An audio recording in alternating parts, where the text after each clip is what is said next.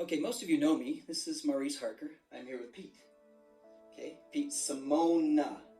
Is that how you say it? Yes. You've seen some announcements. You've seen some conversation about this class that we are going to be providing for you starting in the first part of January.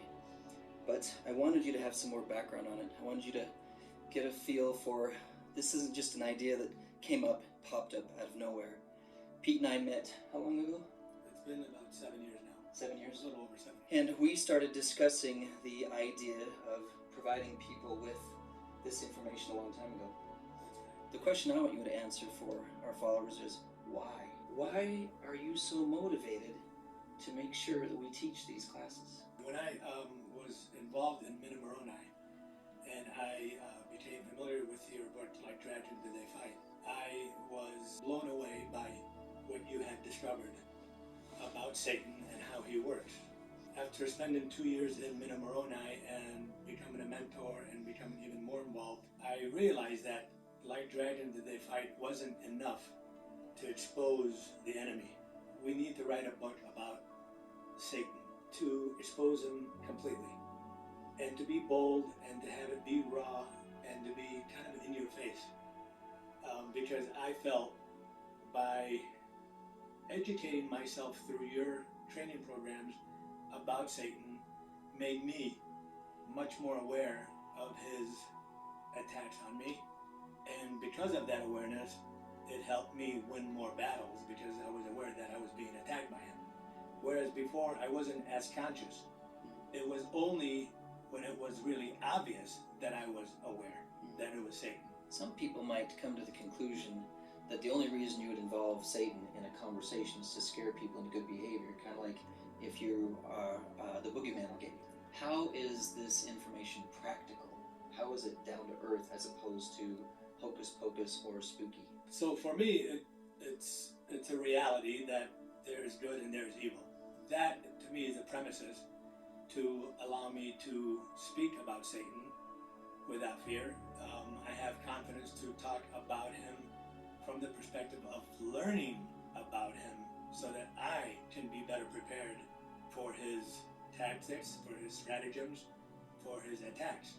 So to me, it's a no-brainer. Like, I gotta know him.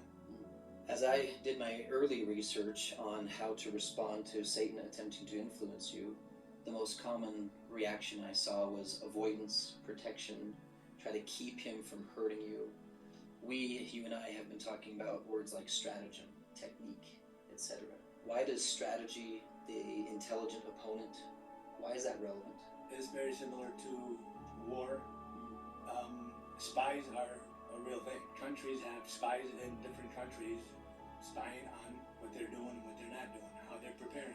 My purpose in gaining knowledge about him is not to become his friend. It's not to just talk about the devil like people are afraid to talk about him. It's to equip me with his ways so that I can now go and equip myself with the best ways to combat and to protect myself and those I love.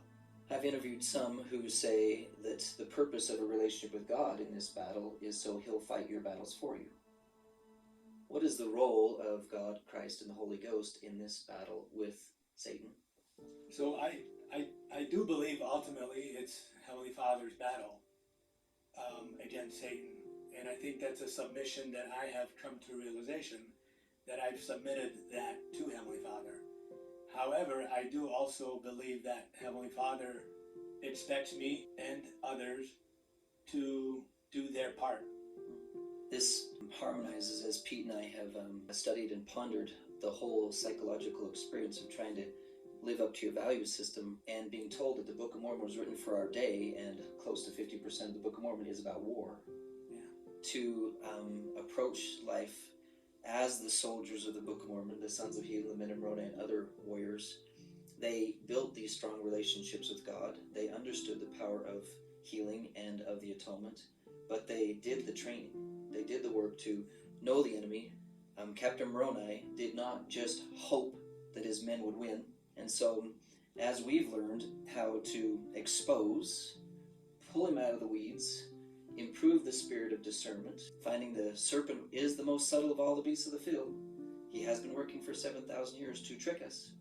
And even the most noble and great ones of the final generation will be tricked. So Pete and I feel an unstoppable commitment to sifting this information out of the scriptures, out of the conference talks, providing them for you in a setting that not only gives you a place to hear it, but also discuss it. This workshop that we'll be starting on the 6th of January is designed to be interactive, but we hope to give you things you've never thought of before. We hope that you will hear things like, oh, I never saw that before. We're gonna do what Elder Christiansen asked us to do in last spring conference, where he said, we need more bridges between science and the gospel principles. Now, I want to make sure you know that we're not going to show you things that prophets have not already shown us.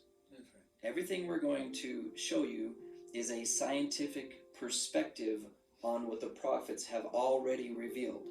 We're not claiming to be prophets with further light and knowledge beyond the intelligence, wisdom, and perspective of prophets. We are scientists, we are servants, and it is our goal to make your life better and your life easier and give you some invigorating and comforting information at the same time.